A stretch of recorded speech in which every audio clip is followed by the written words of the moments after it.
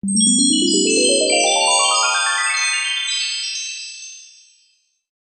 point on a circle in the xy plane has coordinates -6, 6 root 3. The terminal side of the angle theta in standard position passes through that point. Determine the radius and the circle, of the circle and the angle theta.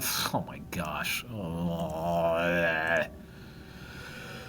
A point on a circle in the xy plane has coordinates -6 and 6 root 3. The terminal side of the angle theta in standard position passes through that point. Determine the radius of the circle and the angle theta in radians. All right, so we have some unit circle. That is definitely not 1. That is the worst circle ever. Let's scooch you over there. All right, some point, -6, 6 root 3. Negative x, positive y, you're going to live up there somewhere. Okay? Bang. So I need to come up with a radius, and I need to come up with the angle created from the positive x-axis. All right, so let's use common sense here. This is my radius, r. Okay, I have an x value here that I'm given. I have a y value here that I'm given. So if I want to find r, I could just use Pythagorean theorem. Okay, r squared equals x squared plus y squared. Or in other words, r equals a big square root of x squared plus y squared. So let's do that in order to find my radius.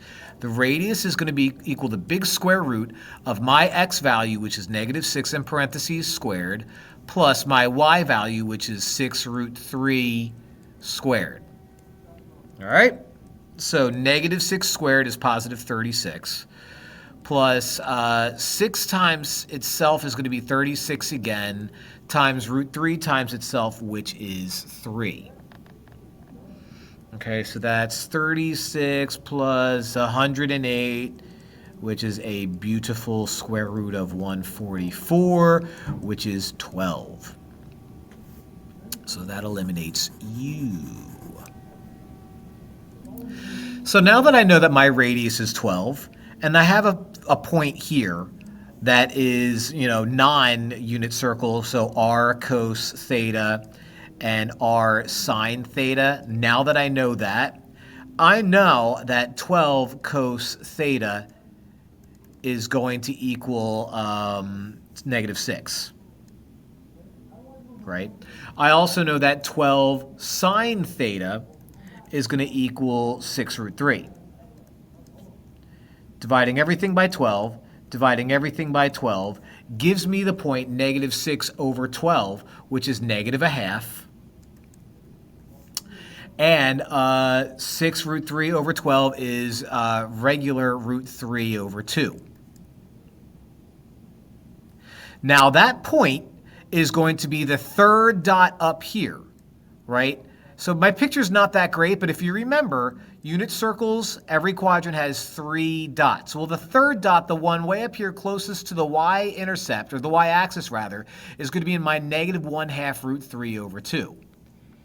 And that angle corresponds to 2 pi over 3. Now, common sense would tell us, look, if we're in the second quadrant, you're pi over 2, and you're pi. So 2 pi over 3 is the only one that fits. You're in quadrant 1, so you wouldn't even work, and you're in quadrant 3, so you wouldn't even work. So A is the only one that seems to work here. But I did the math anyway, and that's what I got. So sue me. Actually, please don't sue me. Like and subscribe instead.